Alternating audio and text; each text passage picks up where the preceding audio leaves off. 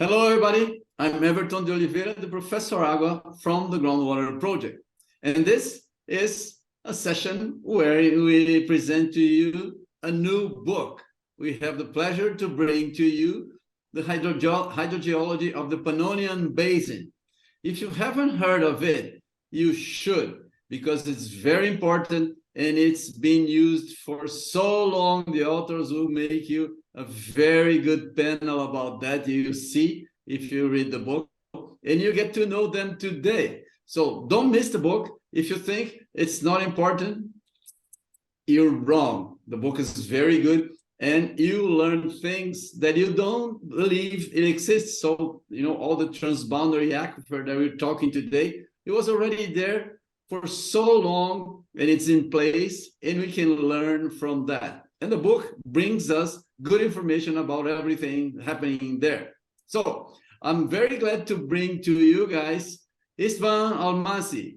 He earned his master's in geology from, there you go, Eötvös Loránd University in Budapest. He might correct me if I'm wrong, in Hungary. And PhD in petroleum hydrogeology from the University of Alberta, Edmonton, Canada. He specialized in basin scale petroleum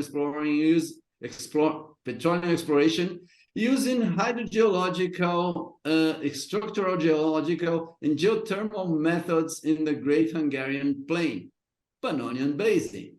Subsequently, he worked as a consulting hydrogeologist, as a development geologist for Shell Canada. Since 2011, he operates Dome GeoConsulting, providing services in applied hydrogeology for mining, oil industry, water supply, civil infrastructure design and construction, as well as environmental hydrogeology.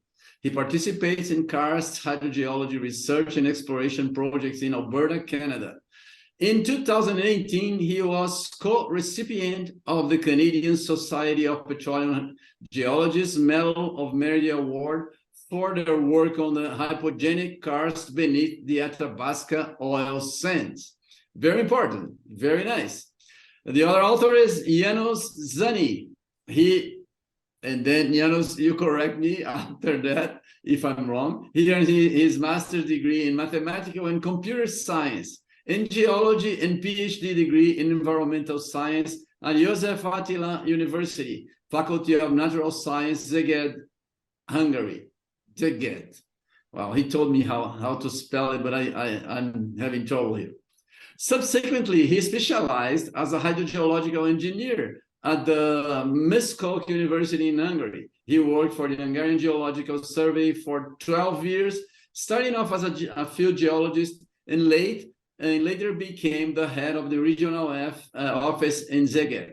His career focused on applied hydrogeological and geothermal projects, including planning and executing field work, compiling geothermal database. He coordinated several international geothermal projects which dealt with transboundary aquifer. There you go. He also participated as a modeler expert and project manager for several geothermal energy utilization projects. He teaches hydrogeology, modeling groundwater, and heat flow in geothermics at the University of Szeged in Hungary. He is the coordinator of the panel of experts on geothermal energy at the European Federation of Geologists. Thank you, guys. Welcome. You put together a very nice book. Please, what brought the two of you on a joint book on hydrogeology, coming from an oil and geothermal industries? Please, welcome. Who's going to jump first? Okay, so, when we got the invitation, I immediately thought that István could be a good author because in his PhD thesis, he dealt with the hydrogeology of the Hungarian plain in a very comprehensive way. So he has a very good background for this topic and a lot of data, of course. Very good. You, István. So back in 1994, Dr. József Tóth from the University of Edmonton, Alberta in Edmonton, who's the father of modern hydrogeology by all accounts, the author of the theory of regional groundwater flow. He's the one who also developed in 1978 the concept of petroleum hydrogeology. And subsequently in 94, he saw the conditions ripe to initiate a large-scale research project on the petroleum hydrogeology of the Pannonian Basin, which is his birthplace. And then, so there was a bit of a selection and a competition going on there as to who gets to go. There were only 2 positions and multiple candidates, and then I made it. I made the cut, and that's how I ended up with him working on this basin. So what that entailed is accumulating every data, whether it's shallow hydro, just because the ultimate objective is to find prospective petroleum accumulations in the basin. The hydrogeological concept meant that you had to map everything from surface to the maximum depth known in the basin. Now, administratively, the shallow groundwater, which means down to about 1,500 meters depth, was managed by the water resources ministries and departments of the country, whereas anything deeper, which pertained to oil and gas, was managed by the state-run oil company. The names always change, but everybody understands what I'm talking about. Yes. So one had to start by gathering all the data from all possible sources, government, various departments, divisions, whatnot, and build a basin-wide database from surface to maximum known depth from all these sources, filter all the data, and then do a systematic analysis of pressure distribution, flow system analysis, look at the water quality distribution, geothermal characteristics, oil and gas accumulations, of course, the geology, the structural controls, and all that. Yeah. So that was a fantastic project. Imagine. Allowed us to have a better understanding in more of a sort of unifying concept of the flow system, concept of how these things are naturally organized in the basin. And then that led to further research by our colleagues in Hungary. I finished that work between 95 and 2000, and subsequently our colleagues in Budapest and Szeged continued on with more local or intermediate scale studies that built on this regional framework. So we had to look also at the very old historical data to try to understand the context, so put the old information in a modern context to try to appreciate what was the value. And we actually discovered that there were some very forward-looking thoughts written down even 150 years ago by the early hydrogeologists. Like the Hungarian kingdom at the time had more hydrogeologists than any other country combined in Europe, because the main problem of the time was groundwater. Yes, yes. And one of the other interesting things that we discovered with János, when we tried to put this whole basin hydrogeology out to the world to make it truly interesting, we're really looking at other aspects, not just the strictly scientific things, And one of the things we discovered was the environmental aspects of managing water well drilling, licensing water well drilling, where you can drill a well, what we call today contaminant hydrogeology aspects.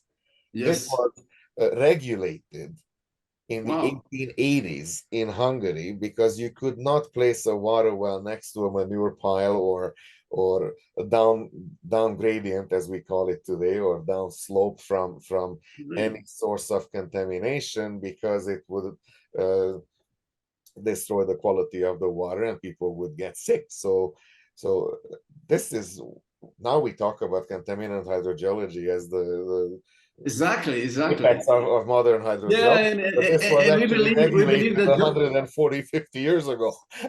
yeah, we believe that John Cherry is the father of the contaminant hydrogeology. Of the modern contaminant hydrogeology. Yes. Definitely knows a lot about it, but I mean, even 140 years ago, people had a very systematic approach in understanding the root causes Yes. of problems, putting it in sort of a flow system of sorts, concept, not So the way we there's understand it from there's no coincidence that Joseph Toth ended up doing that before everybody else, right? Yeah, what is very important, and what this is one of the aspects of what János and I are trying to put forward to the readers. Whatever we think about today, it didn't just materialize out of the blue, Deus ex machina. A lot of these thoughts that we ponder today have a long or very long history. So it's an evolutionary process of the thinking. And in every scientific research, no matter what discipline you're looking at, chemistry, physics, mathematics, geology, biology, etc., biochemistry, you have to put it in a bit of a historic context to understand the steps that led to where you are, and how did the question originate that you're actually pondering today, because it didn't come out of the blue. And it's no different in this basin when we try to understand. It's not just because today somebody wants to extract so much water or wants to poke a hole somewhere for gas or oil or whatever. It just doesn't happen randomly like on Exactly. videos, you know. Exactly. I totally agree. And I actually think that the book shows that. It gives us a good flavor of that. So let me go back a bit. Tell us, readers from all over the world might reach your book. Tell us, where is the Pannonian Basin and what its importance in the region and for the world? Because many people haven't heard about it, amazingly. Okay, if you don't mind, I will start. Otherwise, István will give a 1 hour presentation about location. So yeah, exactly. The Pannonian it's he's critical on you. It's That's all right.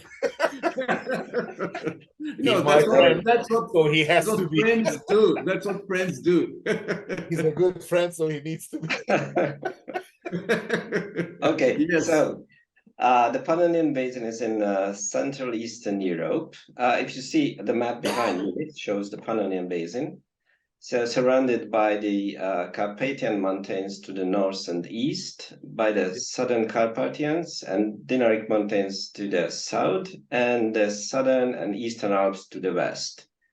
So the Pannonian Basin contains the Pannonian aquifer system, which is one of the biggest aquifer system from the 7 aquifer system in the world.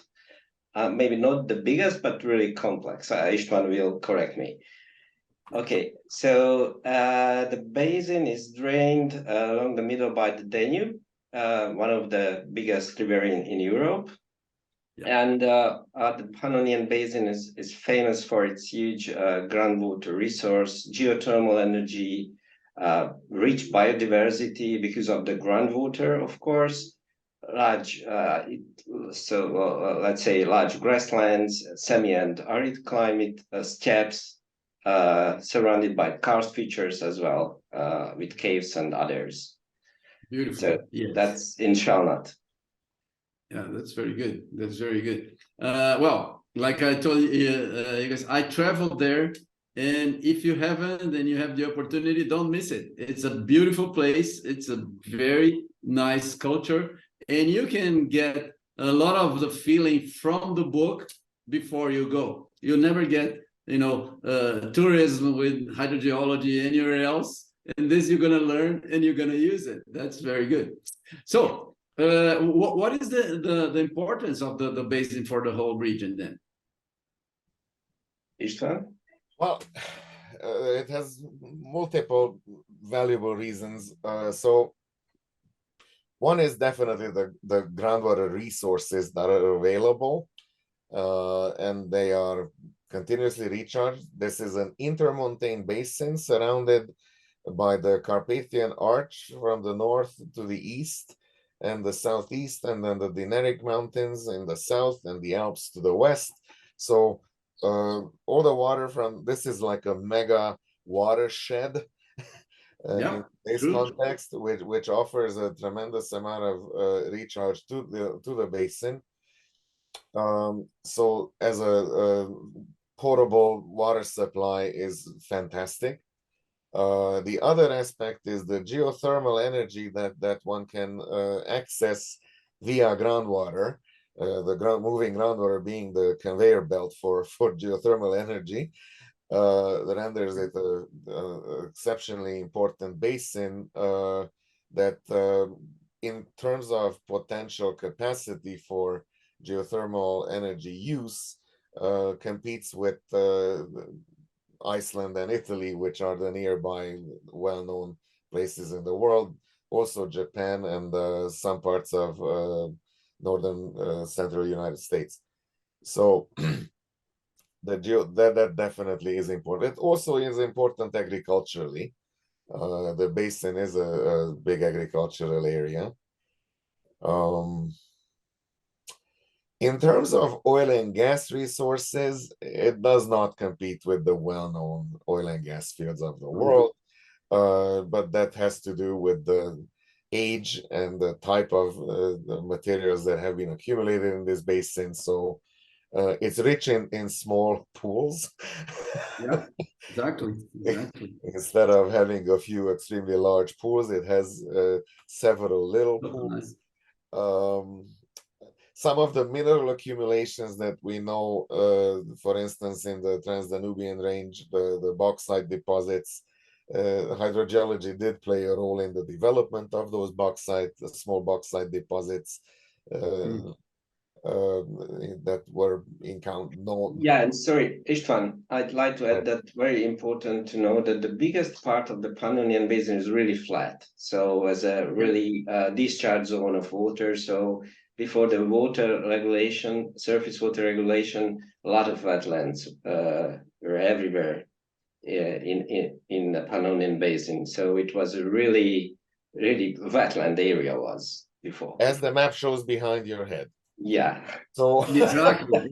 So it was a mega wetland, and Count Széchenyi in the mid-19th century decided to develop a surface water drainage plan that drained a large part of the Pannonian wetlands, so to speak, and that enabled several things. On the one hand, it made agricultural land, vast tracts of agricultural land accessible, and also allowed human habitations to flourish that were kind of isolated in spots, and the extent of those habitations were limited by the water surrounding them. So by draining that water, you allow those human habitations to flourish. It also allowed transportation through the rivers. So the river transportation became very important in the mid-19th century and onwards on the Danube, primarily, which drains the most part of the basin through its tributaries. And so those were phenomenal contributions back in the days to design.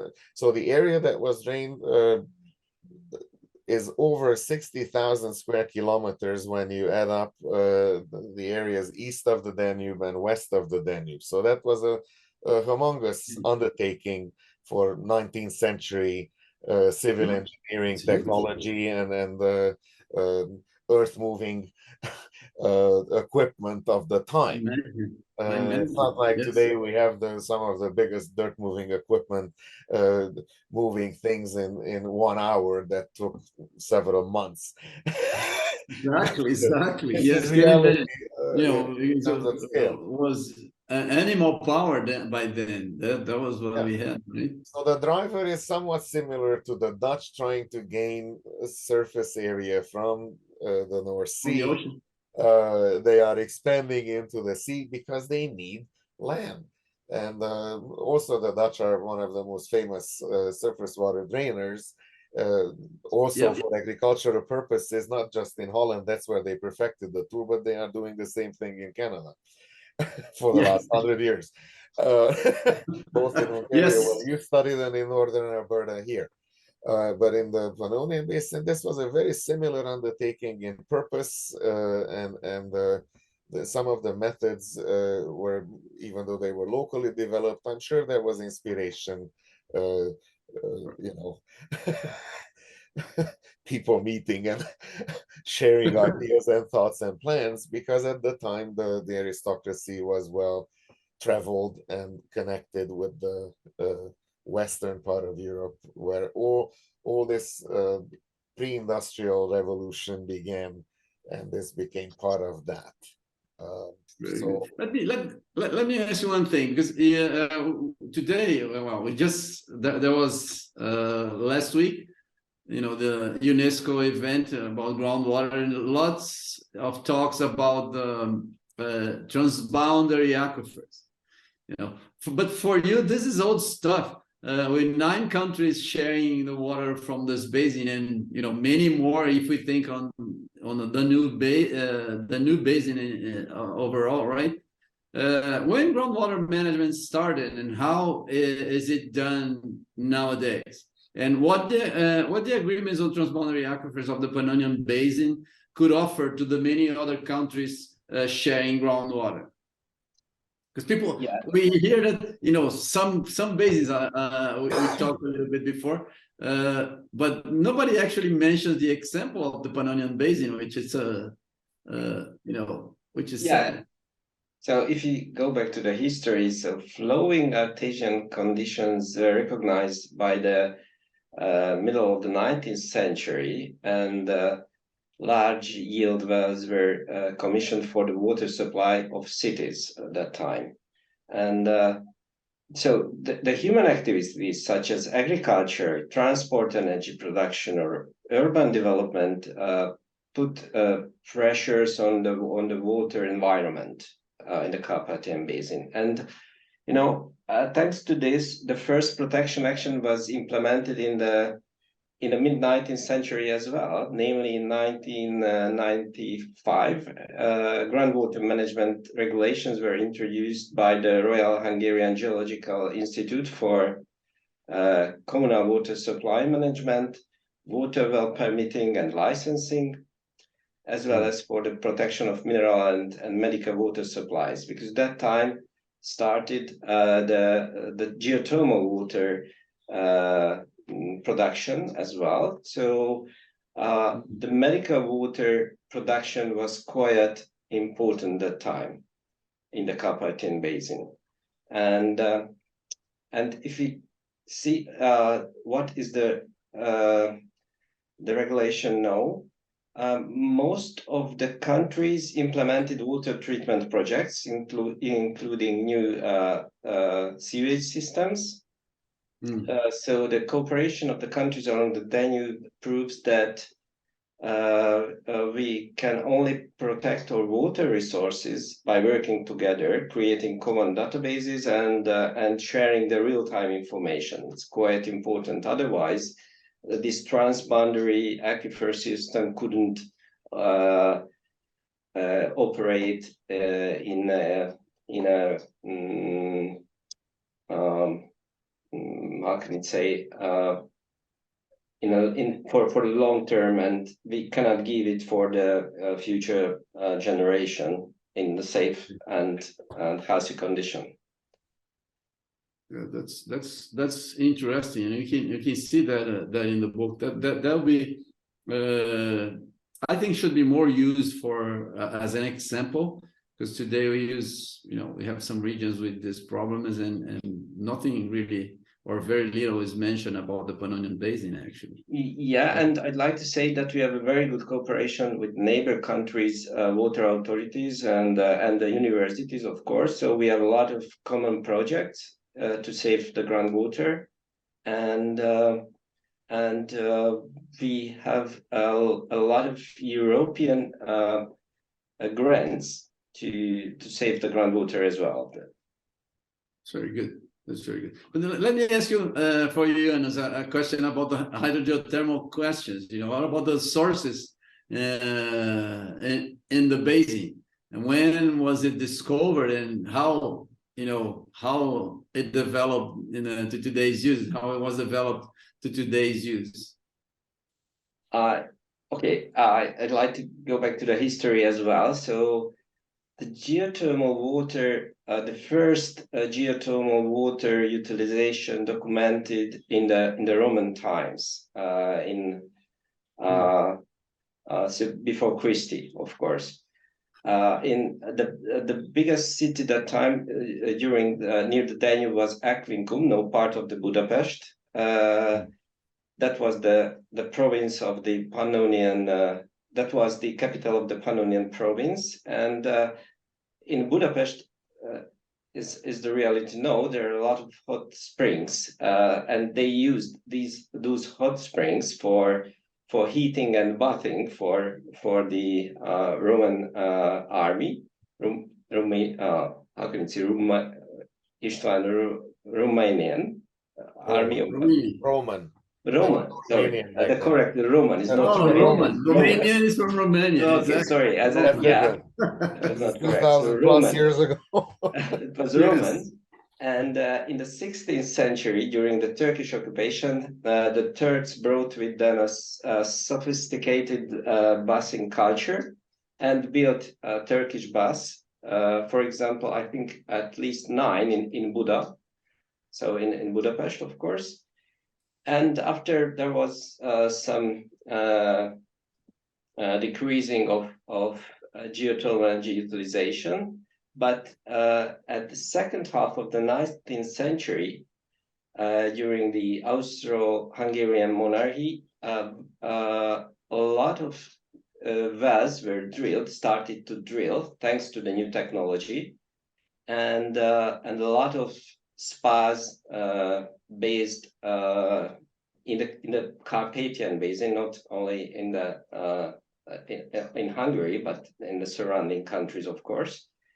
And so at that time they use the hot water for medical and spa purposes. But nowadays we use the geothermal water mostly for energy production, mostly for heating. Almost 55% of the produced geothermal water in Hungary is used for district heating and agriculture, for heating greenhouses.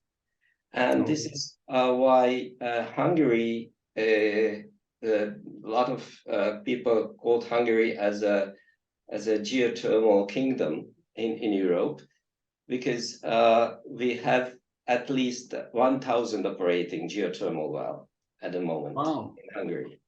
What's the temperature? The temperature, at the highest temperature where we use at the moment is 140 degrees, but the average in the upper part, so the porous sandy aquifer is 110 degrees Celsius, but the average is 90 degrees Celsius. Very good. It's very good. Yeah, so it's very, very useful in this economic crisis or energy crisis era. So you're laughing now. Unfortunately, we don't use enough. So we need to. We try to push the politicians to give more money to produce more geothermal I think now energy. you have a right timing to push the politicians now, right? Yeah. Good. So as a matter of fact, this era is very good for geothermal energy sector. So a lot of companies started to dealing with geothermal energy utilization, not only in Hungary, but in the Pannonian Basin as well, of course, in Serbia, Croatia, Slovenia, of course, and Romania.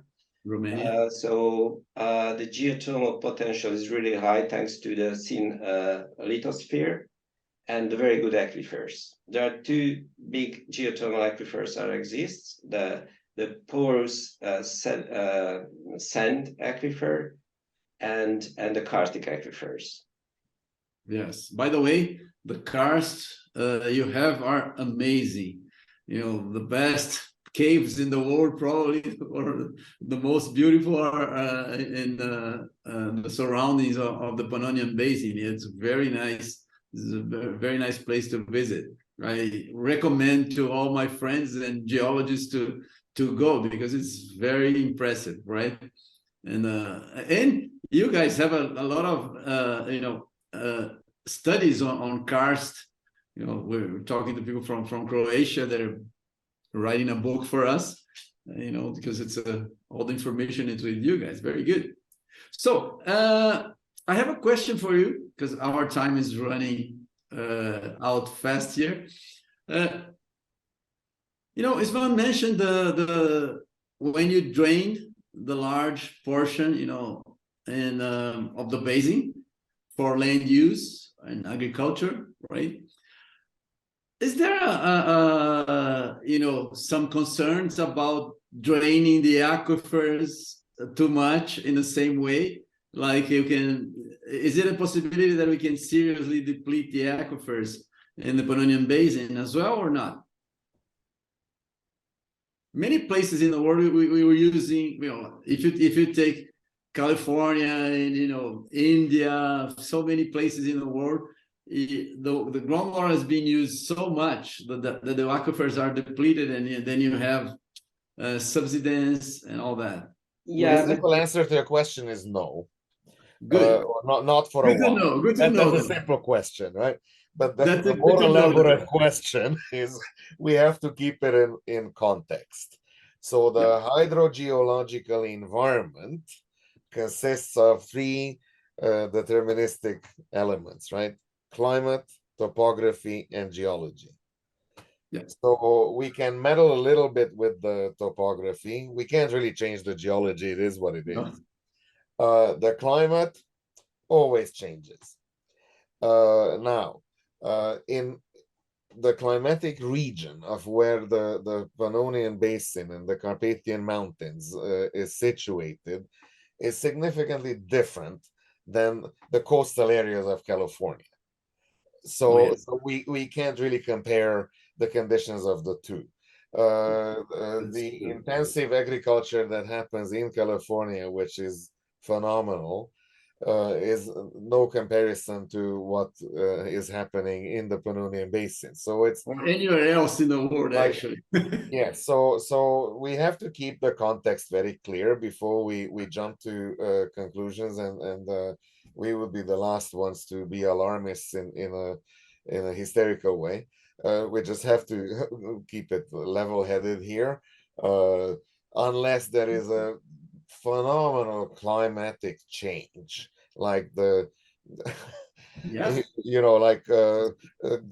today's area of Iraq, Mesopotamia was a very fertile crescent, 1,000 years ago was truly fertile, and now it is a desert. And when you look at the topographic conditions of that area, you could say, yes, they do have intermontane basins and they turned into a desert, but it didn't happen overnight.